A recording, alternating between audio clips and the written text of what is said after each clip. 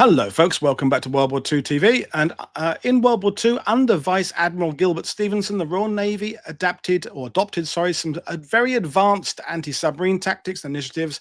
Dr. Kit Chapman joins us to look at the training school and the methods employed and talk about other stuff to do with submarines. So I bring him in now. Good evening, Kit. How are you today? Yeah, not too bad. How are you? I'm very well. So I always like your shows because you have that science and history connection. And yesterday, my guest was a former lieutenant colonel in the U.S. Army, but he said to be a good military historian, you have to understand social history because it's the why people do the things that people do. So before we get into this, science and military history, do you find one side favors the other? I mean, obviously you're a scientist by trade, but does the science influence the history? Does the history influence the science, or is it kind of a collaborative thing? I think it is a collaborative thing. What you find is that it's not the science that's happening at the time; it's the science that happened 20 years earlier that really impacts a war. There's a common saying in terms of science. It's there's applied science, which is the stuff that batteries, for instance, are applied science. That's something we use every day. And then there's fundamental science, the basic principles of how something works. And the idea is that applied science will give you a change in 2 to 3 years, but it will be a small change.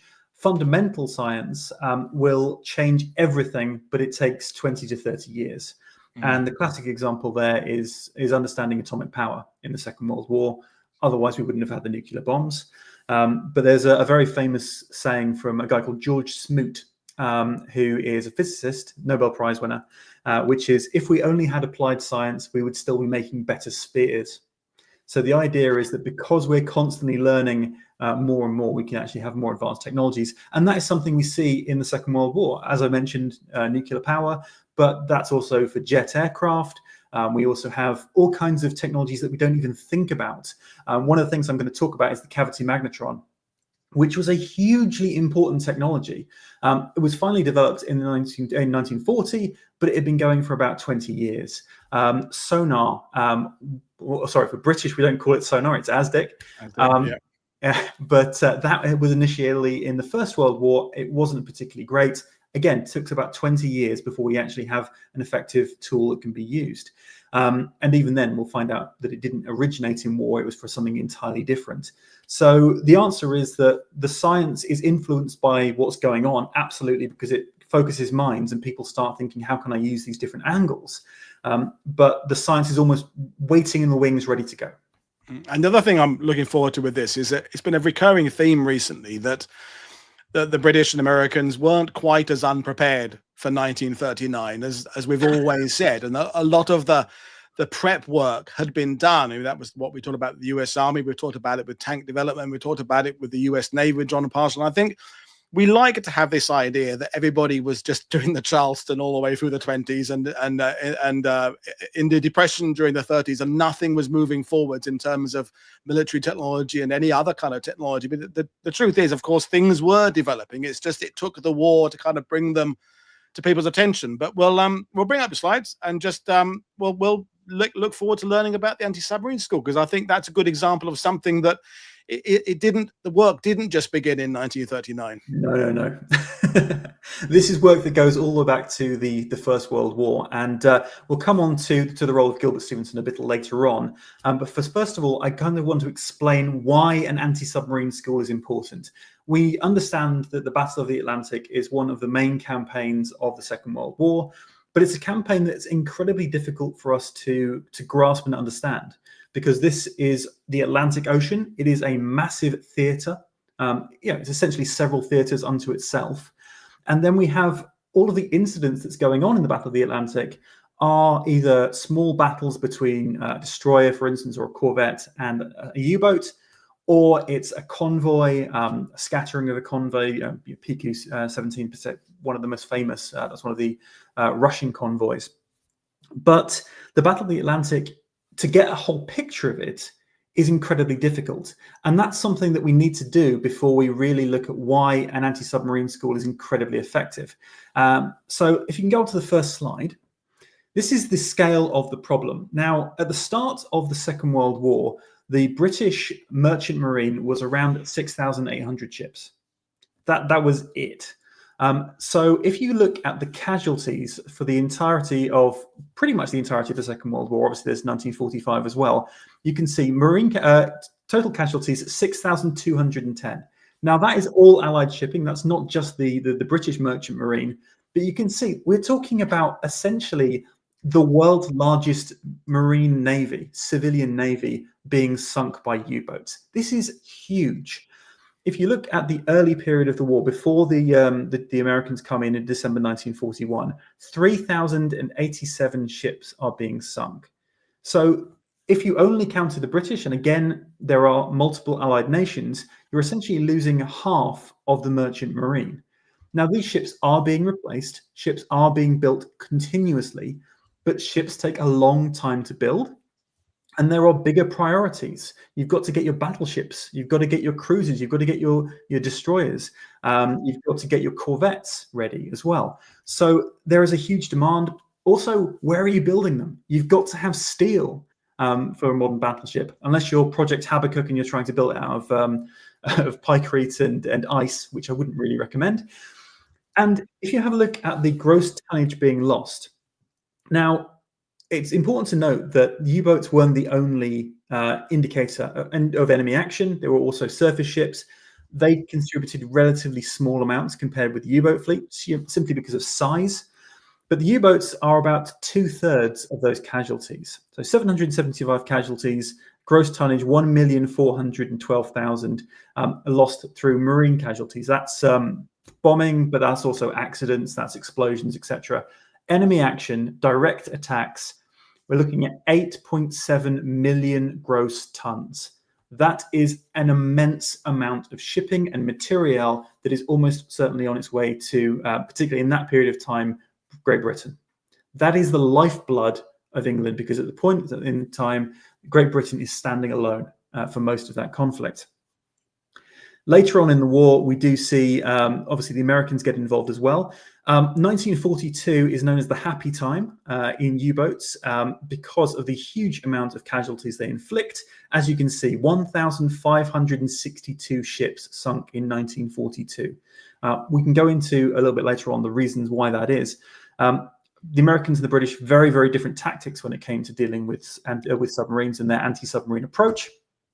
But throughout the entire war, we are looking at 20.7 million gross tons being sunk.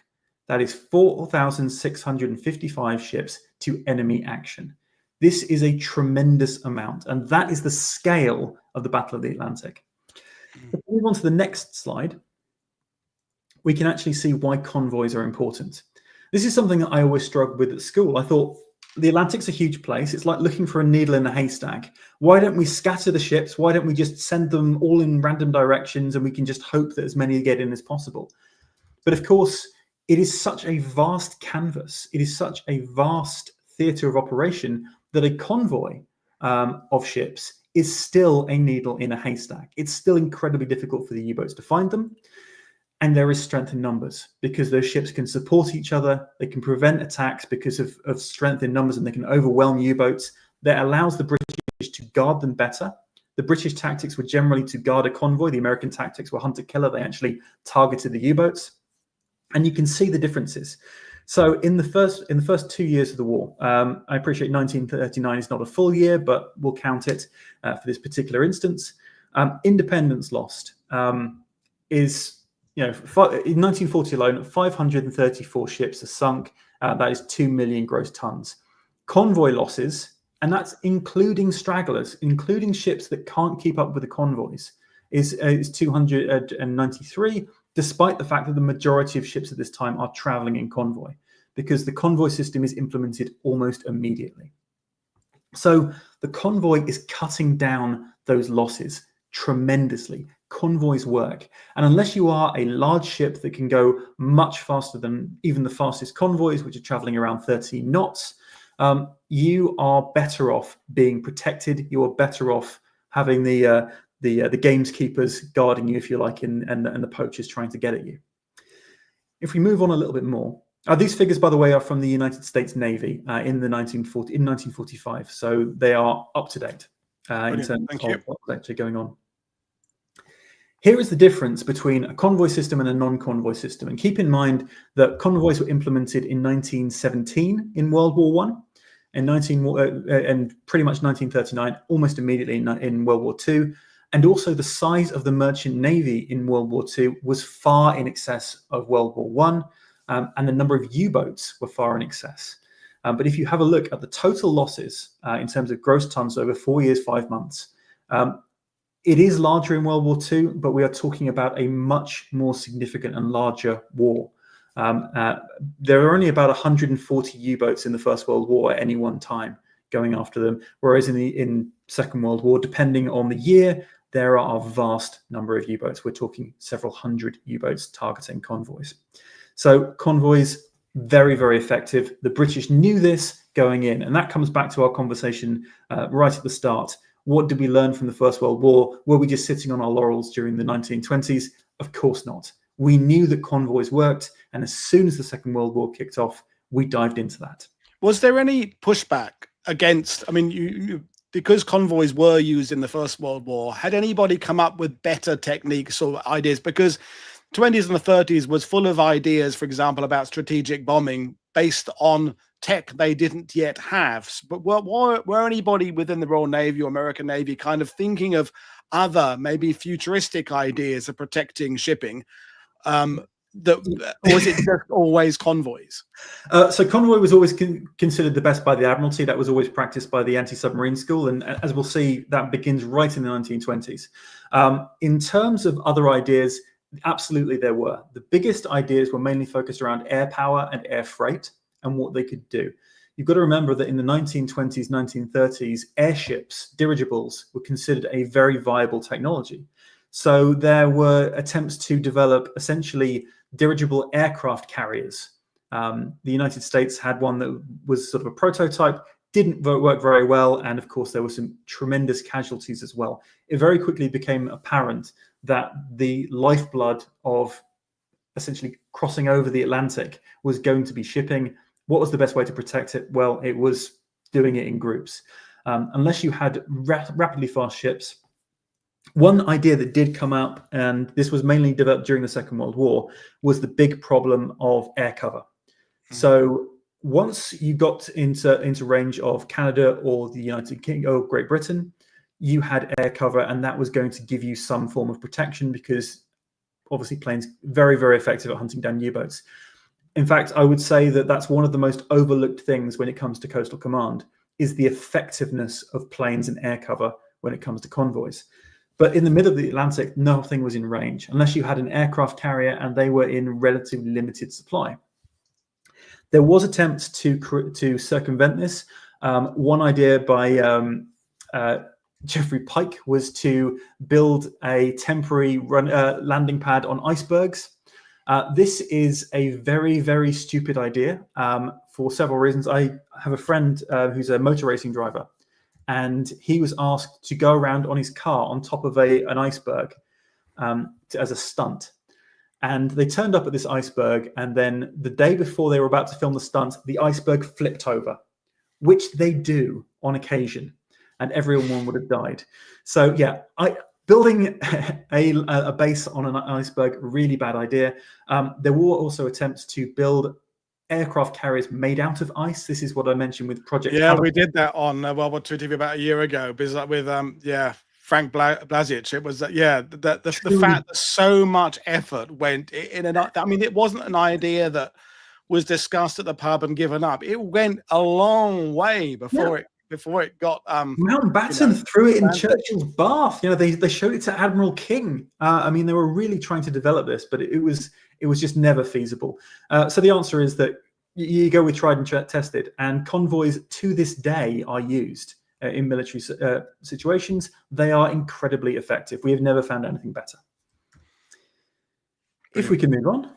Yep. This is a snapshot of the Battle of the Atlantic, just to kind of give you an idea of just the sheer scale of things. So if you have a look down there, we've got 400 miles in Africa. We are talking about thousands of miles to get across the Atlantic. If anyone's ever sailed across the Atlantic, I have done it twice. It's 5 or 6 days. You do not see land the entire time. It is a very, very lonely and very, very cold and very, very up and down kind of place, it has to be said. But we had several convoys. Convoys were usually indicated by 2 letters at the start, and those letters told you exactly what was going on. So H would be a home convoy, O would be outward bound, odd numbers would be fast convoys, 19 to 13 knots, even numbers, slow convoys. You might also see 3 letters. You might see F and S, indicating if the convoy was fast or slow. But in terms of the location that you're going for, so HG, home from Gibraltar, SL, so Sierra Leone. We've got KJ down there, that's Kingston, Jamaica. BHX, that's Bermuda. HX, that's home from Halifax. And of course, the whole British Empire is involved in the convoy system. Yeah. But the trouble we've got is that in 1940, the fall of France means that the Germans suddenly have fantastic bases all along the coast of France where they can use their U-boats.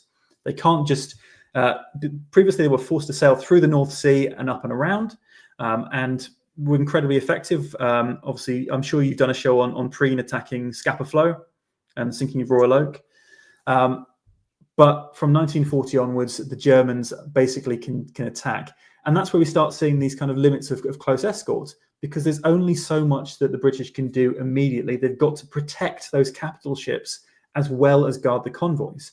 And that's why we see the smaller craft, the destroyers, the flower corvettes, etc., start to be used. And of course, a tremendous amount of lend-lease. We start getting destroyers, old scrap that really should be out of date, being used to protect those convoys, because every single thing was needed. The one thing to remember as well is that because every skilled Royal Navy sailor is needed either in a more senior capacity than they were previously, or if it's a seaman, they are needed on the battleships, because you have to have the home fleet to protect England. We talk an awful lot about the Battle of Britain in general parlance and public terms, but you've got to remember the Royal Navy was standing there as well. And the Royal Navy was an incredibly effective fighting force at the time, incredibly large as well. As I'm sure people are aware, there is a massive scale down of the Royal Navy right after the Second World War. The sailors were needed for those ships because they needed to have expert crews. That meant that there was a gap when it came to particularly protecting convoys, and that means that there needed to be training, because your average merchant marine sailor and captain, whether it's an officer or whether it's enlisted, had no idea how to fight a submarine. They'd never come across that problem before. And there are so many different aspects to anti-submarine warfare and convoy warfare that you don't even think about when you're doing it, that you need to be trained on. And that is the necessity of having an anti-submarine school, which needs a place. And where better than the coast of Scotland? So I've circled that in red. That is Tobermory in Scotland. Some of you might know it from What's the Story in Balamory. It became a very popular kids' TV show because of its coloured houses.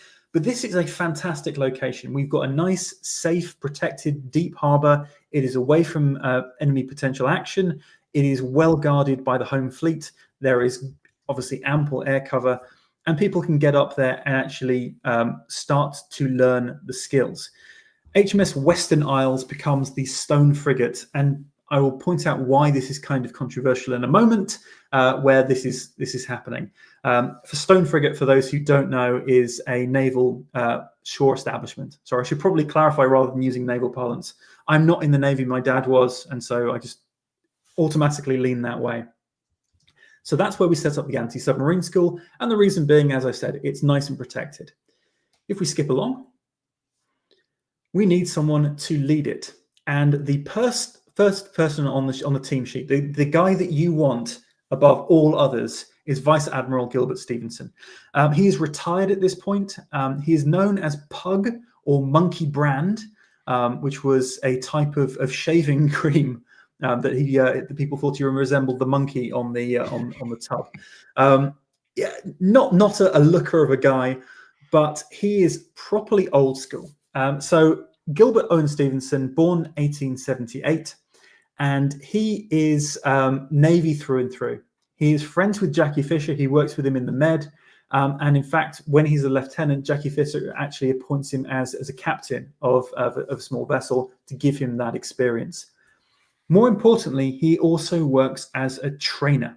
So he has been on naval shore establishments as well as ships, and so he understands how to train people. He is incredibly eccentric, as we will come on to. He is also incredibly precise and demanding of his trainees. This is not a guy that is going to let you off lightly, but he is not a martinet. Everything he's doing has a reason for it. Now, why is he the perfect person for anti-submarines training? Again, this comes back to the First World War and the skills that were developed afterwards in the 1920s, 1930s.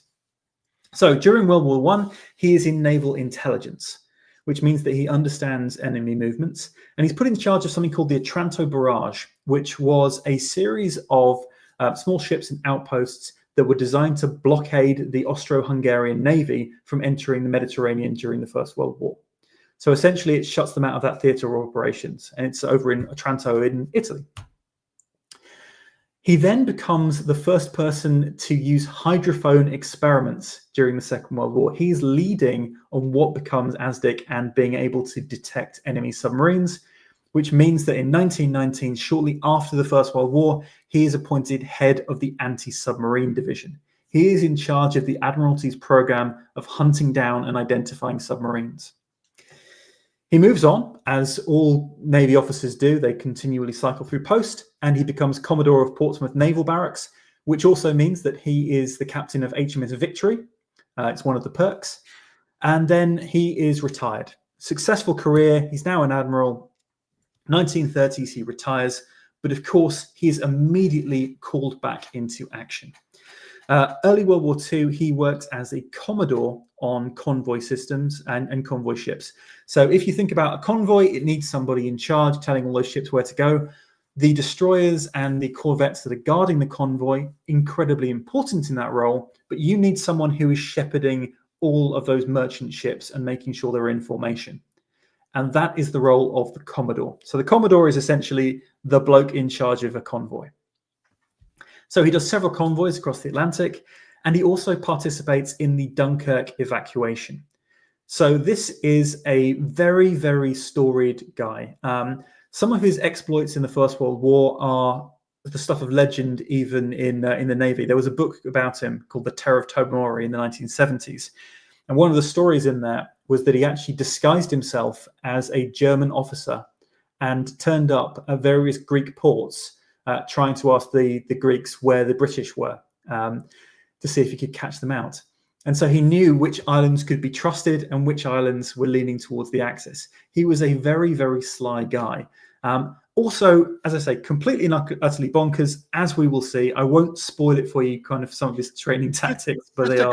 A quick question for you. I mean, obviously his CV is obvious from that slide there, but yeah, he also must have had friends in high places, because when we were talking with Philip McCarthy a few weeks ago about the brigadiers in 1939, 1940, is who you knew was as important as what you knew and what your experience was. So is it Churchill who likes him? Is he got more than one friend in high places? He has more than one. As I mentioned, Jackie Fisher is when it comes to the First World War, Admiral Sir Jackie Fisher is basically as good a friend as you could possibly get. But he is absolutely loved. He is a companion of the Order of St. Michael and St. George. He is commander of the Order of the Redeemer. He gets a United Navy Distinguished Service Medal for his work. He's given several awards by Italy. He's given all kinds of, he's basically, his chest is just full of medals by the time he gets those appointments. And anyone who's being made C&C of Portsmouth, particularly Portsmouth Naval Barracks, you cannot get that position unless you are incredibly competent and you have a lot of very, very powerful friends. Thank you. So if we move on, I mentioned that Western Isles was technically a shore establishment. In fact, it wasn't. We actually had a boat. This is the Batavia 4. And Gilbert Stephenson insisted that he had a boat for his command because he wanted to be able to drive up to any ship that he's currently training at any time and surprise them. And so this is not the subtlest way to do it, but it's a nice way to get around, and then you can obviously launch your smaller boats. The Batavia 4 was a ferry that was being used in the Rotterdam route. So obviously in 1940, the Netherlands are overrun by German attack and Blitzkrieg, and all of the ferries, some of them are captured, but the Batavia 4 wasn't. It's then pressed into service, and this becomes his flagship. This is initially HMS Eastern Isles. It then becomes HMS Western Isles. And Gilbert Stephenson argued adamantly for the rest of his life into the 1970s that this was a flagship. This was not a shore establishment. His main reason for making it a flagship, apparently, was that he wanted his rum ration, and shore establishments did not have a rum ration. Then the Admiralty responded that you cannot have one because you're a shore establishment, and so he took HMS Western Isles and actually drove around Scotland with it for a few days just to prove that he could sail before coming back to Tobermory so that he could get his rum. That gives you an idea of his character and how he behaves. I like him already. So if you move on to it, what exactly did the training involve? Well, for most crews, it would be what's called working up. This is a 14 days intensive course that's going on at Tobermory, and it covers all aspects. We have just 2 slides here of what's going on. So this is docking with submarines, trading over supplies, etc. On the right, we have bringing on a casualty and can you rescue an injured man from the sea. All of those skills are the sort of ancillary skills that you don't necessarily think about when it comes to anti-submarine warfare. You need to know how to pick up casualties and not get yourself killed. In the First World War, that was something, again, that had been learned the hard way. There is what's known as the live bait squadron incident, where 3 ships are torpedoed in the space of 20 minutes. The Royal Navy almost immediately realized, basically, we need to be a bit more advanced and protective of how we get people out of the sea. And of course, if anyone's seen the fantastic war movie, The Cruel Sea, there is an incident where people are not rescued. They are essentially killed by the ships because it is too dangerous to stop. So that was the kind of skills that were being trained. If we move on to the next slide, I think I've moved it up. We do. We have more training exercises. On the left there, we have essentially creating tows, so that you can tow another convoy ship that's in trouble and distress, and you can make sure it gets in. Because every one of those ships, if you can get enough speed and you can keep going as a convoy, is vital to the war effort. And obviously it gives you time, if it's under tow, to make repairs and get going. On the right there, morale was incredibly important for convoy ships and destroyers. What happens if your mess takes a shell from a U-boat or a torpedo? You need to be able to learn how to cook on deck. And so this was the kind of skills that Gilbert Stephenson was thinking about. He wasn't just teaching you the basic defense that we would think about, the being able to fire a gun, being able to use anti-aircraft defenses, the kind of formation that you would use, zigzag, etc. It was thinking about the crew, thinking about the reality of sailing across the Atlantic and everything that you need to come up with. Now, I mentioned that he liked to suddenly appear on ships and be a little bit eccentric. He would constantly appear on ships and set people random tasks that was deliberately designed to sort of terrify and scare them. So one famous incident, he burst in to the officers' mess and shouted, "There's a fire on deck, everyone scramble." But Gilbert Stephenson was not a martinet. He was perfectly willing that if you could show some common sense, to let you slide and actually sort of give you a kick, a chuck up. So in that instant, when he burst into the officer's mess and shouted, "There's a fire on deck, get up and get going," the officer apparently responded to him, "What do you mean there's a fire on deck? Why didn't you put it out, you idiot?" And Gilbert Stephenson said, "Yeah, absolutely correct." Another example, there was a crewman manning an AA gun. They were simulating a surface attack, and Gilbert Stephenson went, "You're dead," tapped him on the shoulder, "Sit down," to simulate casualties. 5 minutes later, he came round the ship again, and the crewman was back at that gun, helping to load it. Gilbert immediately said, "What are you doing? I told you that you were dead." And the crewman responded, "Dead or alive, my job is to fire this gun." Again, the Admiral just went, "Yep, you've bested me on that. I've got nothing." A final example, one I particularly love, was that he picked up his hat and threw it on the deck and said, that's an explosive ordnance. What are you going to do with it? And immediately one of the officers ran up and just kicked his hat over the side. Gilbert Stephenson said, fantastic, I've got no problem at all with that. However, you've just kicked an admiral's hat over the side. Maybe you want to go and get it. And made the guy jump in, and they simulated a casualty. So he was always willing to let people who showed basic common sense and initiative get by. If you were the kind of crew, however, that weren't taking the things seriously, if you were slow, if you were not doing things correctly to make sure that people could survive, he would be on you relentlessly. This is a guy who earned his reputation. He was not about to let anyone come out. And that is why he is known as the Terror of Tobermory. When he turned up on your ship, you better be behaving, otherwise you are going to get into serious trouble. And that is one of the reasons that convoys worked so well. Everybody knew their job, they knew their place, and they were willing to work and keep each other alive. And that is essential when you're making any kind of effort in the war. We see in, particularly with the Americans, to start with, there is none of that discipline. The crews don't know what they're doing. There are some very difficulties with convoys. That slows up the convoys. In some instances, there is actually no convoys in the shipping going between American ports. There is no kind of protection whatsoever. And again, we end up in the happy time of 1942, where the U-boats just sat off the coast of North Carolina, sinking whatever they wanted. There was very, very little that the Americans were doing. That is not the case once we had this up. But of course, it takes time to put that school into position. So HMS Western Isles did not immediately come into being. It was in 1940 that he actually started to have that effect and build that skills in particularly in the Royal Navy Reserve of the captains who were taking on the responsibilities of looking after the convoys. So where we are then with this is that the skills he's bringing so far are born of his experience. You know, the towing of ships largely wouldn't have changed much since the First World War. Morale on deck, it's a broad principle in place all through his career. Obviously, we're going to get to the tech requirements because he's in his 60s and keeping up to date with all that. And also, we had a question, just to let you know where the viewers are going, how much he was aware of, for example, the U-boat Wolfpack tactics and what's coming back from the front line, so to speak, and being up to date. Because that CV is brilliant, but it could suggest there's a bit of, look, I've been doing this a long time. I know what I'm doing. I don't need new ideas. That's I'm being devil's advocate right now, you know. Yeah, and we did see that in other. I mean, the prime example of that is Jellicoe.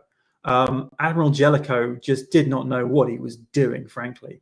Sorry, I don't have many kind words for some parts of the Royal Navy. However, Stephenson was not one of those. So he was someone that throughout his life was constantly willing to explore new technologies. As I mentioned, he was one of the people that was developing what becomes ASDIC. And so he is very aware of the potential of technology. And while he is on the reserve list and he is slowly building up his CV, continuing to build up his CV, and he has that vast experience, he is also learning about what the U-boats are doing. He is not, as far as I'm aware anyway, I've never seen indications of it, ultra cleared. So for those who don't know, ultra clearance was essentially Enigma and receiving that information. Of course, that wasn't available in the early part of the war, but he was definitely aware of U-boat tactics, and that was something that evolved. Again, we think of U-boat, Wolfpack, everyone knows these phrases, but this is not a tactic that is born in the 1930s and suddenly appears and it never changes. The U-boat Wolfpack tactics continually evolved. The ways that we actually track down submarines continuously evolved. And one of the great examples that I'm about to give you is with ASDIC, because at the start of the Second World War, the tactics were not perfect. And in fact, several different devices were used and different ideas of tactics were used to improve our ability to track down submarines. So it isn't the case that we're just kind of sitting pretty and that's the best we can do. Throughout the war, Stephenson is updating them on all the new technologies that they need to consider and all the different techniques that they can use. Brilliant.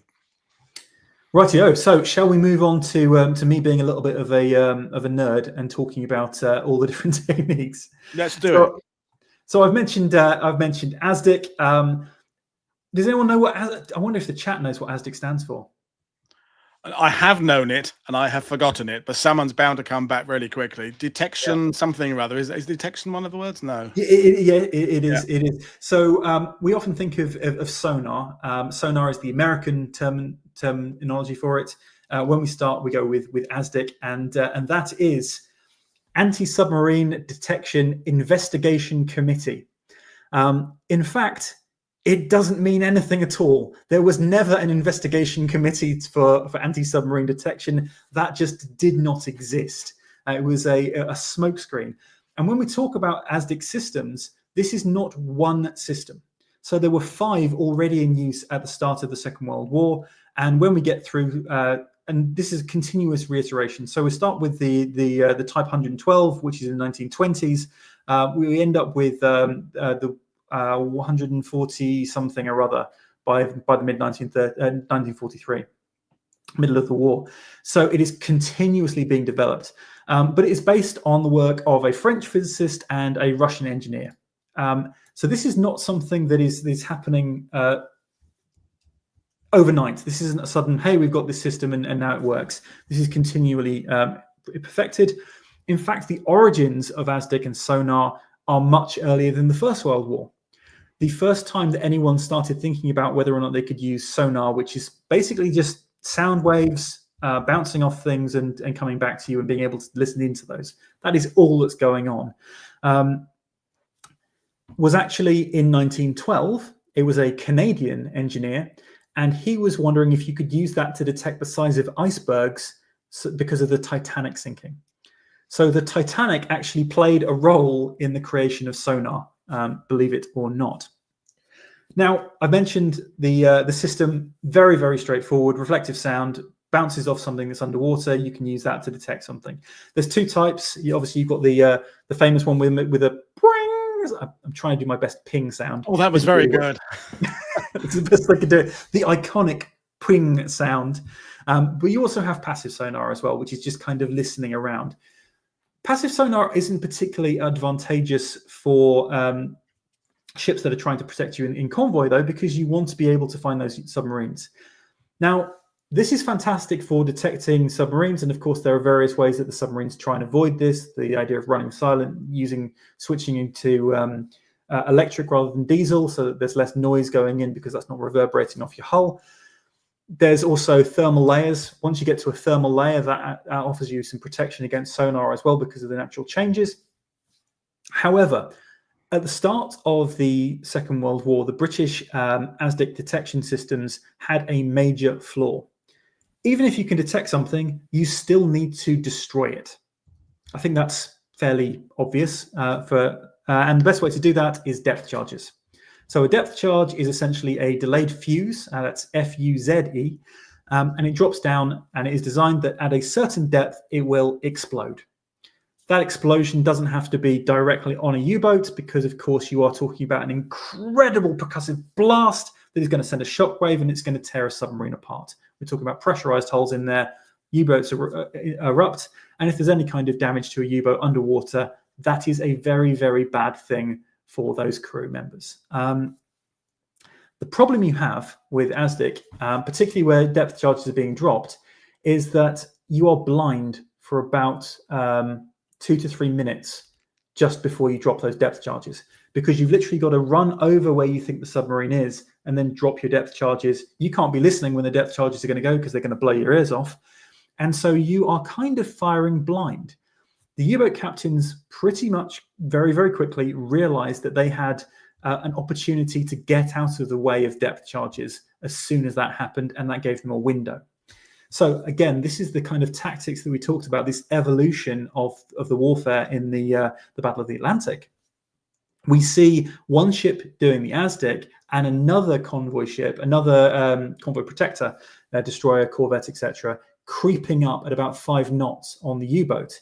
The idea is that one's using the ASDIC to spot, one is getting in place, and once they're in place, they can drop the depth charges and be far more effective. So yes, the submarines start using wolfpack tactics. For those who don't know, wolfpack tactic, submarines are scattered across a large area. They are using different grid systems, and they are constantly relaying information back to the Germans, mostly sort of weather codes, obviously informing people what's going on. And weather codes is something that we use to break their codes, because we knew what the weather was in different parts of the Atlantic as well. That's not something you can change. But once they start a convoy, once they've got something, all of the U-boats nearby will converge.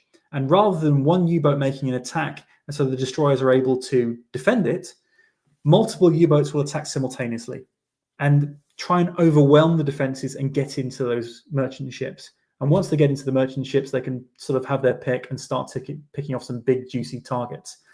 I'll come back to one of the techniques we've used to combat the Wolfpack in a moment. But that is essentially how sonar works. And sorry, ASDIC for British. I always go for the American version, because today we just refer to it as sonar. Yeah. As I say, it was for the British, it was ASDIC. Brilliant. Right, I mentioned depth charges. There is your standard depth charge on the left there. It is essentially a explosive barrel that you launch off a ship. There were updates to those as well. So in the early part of the war, we did not have hedgehogs, for instance. Hedgehogs were a British depth charge that were phenomenally successful. They actually fired, essentially, they kind of looked like, I was going to say darts or quoits, but they were sort of a fat tip with a long, thin part, and sort of launched it. And they fired off the front of the ship. There were spigot mortars. So 24 of them would go boom, boom, boom, boom, boom, and fire up there. Basically, much better because they were detonation was essentially against a hard surface. They were far more effective at destroying U-boats than depth charges. And we know that there were about 5,000 attacks from hedgehogs during the war. Sorry, 5,000 depth charge attacks throughout the war, 85, probably 90 kills. Hedgehogs made about 250 to 300 attacks and got about 50 kills. I think it's 47 confirmed. So much more effective weapon. There is also the squid, which is another kind of variation on different tactics. The weapon that I've got there is not a Second World War weapon. I appreciate that is an anathema, the one on the right. I apologize. However, I had to include it because it is one of the dumbest ideas in history. That is the nuclear depth charge, which the Americans tried during the Cold War. As far as I'm aware, it was never used in anger, but yes, they did see if they could convert nuclear bombs into depth charges. That's a really good example of just because you can do something doesn't mean you should. Absolutely. Let's move on, shall we, very, very quickly. To another, this is one of those weapons that I said about targeting the Wolfpack tactics and targeting the detection tactics in the Second World War. So this is HFDF, better known as, Paul, you must know this one. Oh, no, brain's gone. Huff-Duff. Huff-Duff. Yeah. As soon as you said, yeah, of course, yeah.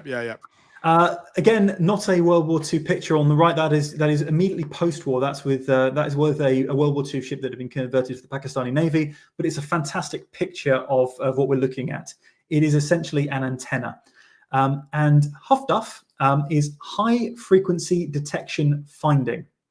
So, as I mentioned, those U-boats were surfacing to relay information about convoys, very, very quickly doing that in bursts. So they would put in the weather code, they would put in their updates, they would put in convoy positions, they'd type it into Enigma. Enigma, of course, would translate that and turn it into all kinds of gibberish, which they thought we couldn't detect, but of course we could. And then they would ping it over to France initially, or any kind of German listening station, which would then be collected. Huff-Duff was fantastic because what it could do is it could quickly detect those signals and tell you where they were coming from. So it wouldn't detect an individual submarine and give you an accurate idea of where it is, such as ASDIC. What it would do is it would tell you that there is a submarine a certain distance in front of you, certain distance behind you, certain distance to the left or to the right. That meant that the convoy had a much better picture of what is going on, what kind of numbers the Germans had, and particularly if they were being followed and tracked down. Because one of the wonders of the Wolfpack system was that they would always report before attacking. So if you had Huffduff on one of your ships and you needed to have it on a big ship, it was essentially a capital ship or the Commodore's ship, usually in a convoy, you could use that to know if you were about to have a U-boat attack. And that meant that the men were ready and they could start preparing for it. This is particularly important, of course, when you are outside of air contact. So these are kind of some of the skills that are being learned. And one of the reasons that I always sort of bring this in, people occasionally ask me, why did I suddenly go into this kind of area? Yes, it's a science area. Yes, I'm fascinated by it, but this is very much physics. My area is more about chemistry and nuclear bombs. The answer is that it runs in the family. So my grandfather, Leonard Hayward, was an officer in the Royal Navy. He was actually in the Fleet Air Arm. And he was not allowed to fly planes, much to his chagrin. He was not allowed to go onto any kind of combat ship where he might be captured, because he was an expert in high-frequency detection finding. And so he would train people in a base just outside Manchester to help them understand these systems so that when they move on to anti-submarine school and the convoys, they could be far more effective and they would know how to use the systems. So there is a kind of a familial connection that makes it very, very personal to me. And this is where I first learned about Gilbert Stephenson.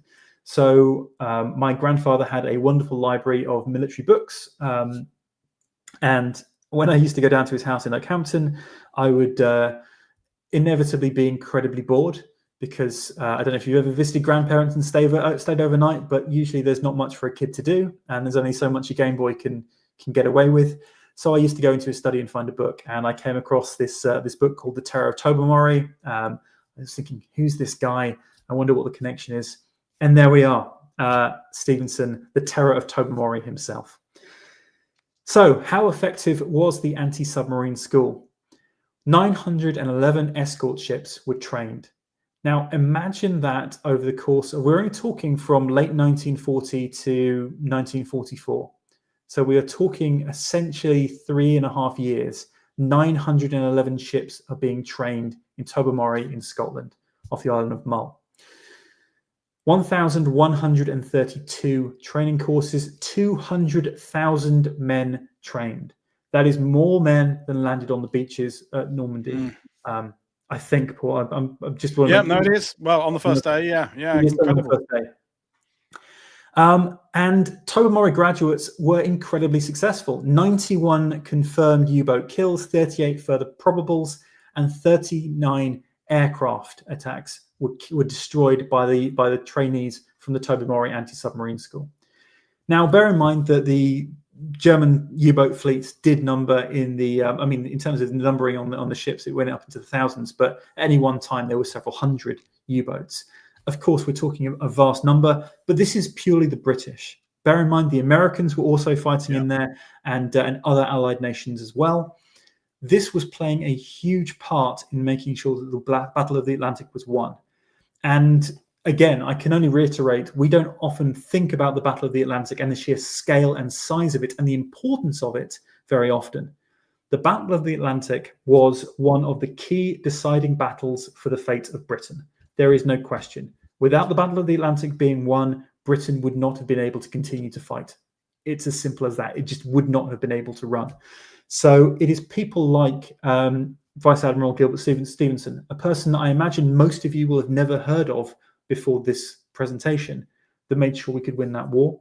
And that is why I think it's really important to remember those figures, particularly the lessons they learned from the First World War. Because again, as Paul mentioned, we often think of First World War lessons as not being applicable to the Second World War. It was incredibly different conflict, both in terms of the technology being used, but also the tactics. You know, there was no real trench warfare in the Second World War unless you're the star of a Tyler Perry movie. Sorry, that was a little bit rude, wasn't it? But it didn't really happen in the Second World War. But of course, people did adapt. And Gilbert Stephenson is a prime example of the lessons being learned from one war translating into the second. Thank you very much for listening. Well, thank you, Kit. Brilliant stuff. And I'm guessing because the World War II pretty immediately morphs into the Cold War, and the Atlantic is still going to be a potential arena for conflict. And now our former allies are now our enemies. I'm assuming that a lot of the technological advancements weren't shared as soon as 1945 happens. And so when in the 1950s, we're going on about, there's certain things about the World War II we're looking back at with fondness, and the Battle of Britain and things like that, and the Home Guard, I guess. But I'm assuming that the Navy, because of their tech still being relevant, there was not so much of a rush to kind of share the news, I suppose. Well, yes and no. So one thing I did mention, which I didn't really go into, was the cavity magnetron. And the reason I didn't really go into it was predominantly aircraft based. So this is a radar technology. And the cavity magnetron, for those who don't know, is a microwave transmitter. In fact, we do use it in our microwave. So you've probably got one in your kitchen to this day. The cavity magnetron and several other British technologies were shared in 1940 as part of the Tizard mission. So for those who don't know, the Tizard mission was essentially the British taking over all of the tech we've got. It was the British Technical and Scientific Mission, to give it its correct term, but it was Henry Tizard that was leading it. And we took our technology over to America and said, in exchange for your support in Lend-Lease and everything that you can give us, here's our technologies. And so things like cavity magnetron were almost immediately shared, but there was a whole host of different secrets as well, including, of course, tube alloys, which becomes a key part of the Manhattan Project. I'm glad you mentioned Tizard, because we did a show with Larry Ferrero a year or so ago about Lend-Lease, and reiterating the idea that it's not a one-way street. It's very much a two-way street. There's stuff going from the USA to Europe and to the Soviet Union, but there's also a lot of stuff going from the UK back across Atlantic to get them going, not least of which was money. But as you said there, the scientific findings as well. Tizard, one of those sort of unsung heroes, I think, of the as Stephenson was as well. So, well, it's been brilliant talking to you, and it's enlightening to understand how some of this stuff came together and how critical it was. But and also, just it's the combined response, isn't it? Eventually, everything was working in sync, wasn't it? The air, then sea, along with Ultra, along with everything. So you have the key bits of kit like ASDIC and Huff and you have Ultra, which is a nice sort of protective security thing, and you just got everybody essentially working together. Maybe not at the beginning of the war, but by the middle of the war. Yeah, and I would say unusually fast. And this is something that, again, when people ask me why did the Allies win over the Axis, I always say that one of the things you've got to realize is that the Axis, while they talk a good game in terms of organization, the organization of the Axis powers was terrible. Yeah. Okay. Without getting too political at this moment, the last person you want in charge of organizing any kind of administration is a Nazi, because they just do not know what they're doing. They are awful people, but they also are terrible at administration. So the Germans couldn't get their act together. The left hand didn't know what the right hand was doing. And when the Allies come into it, talking about Italy, they see them as a lesser part of it. Romania, Bulgaria, very, very lesser. Japanese, they can't coordinate with the Japanese. And that means that advances that they are making are not being shared among their allies in the same way that the United Kingdom, Great Britain and Canada and the wider British Empire is immediately sharing with the United States. When the United States come into the war, there is a few things that they keep behind. Absolutely, the Manhattan Project being one of the most important. There are Canadians and British working on that, but it's predominantly kept with the Americans.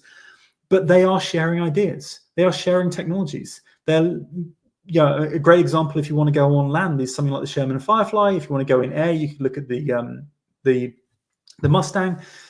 There are all kinds of technologies that are being shared that are incredibly effective at what they do.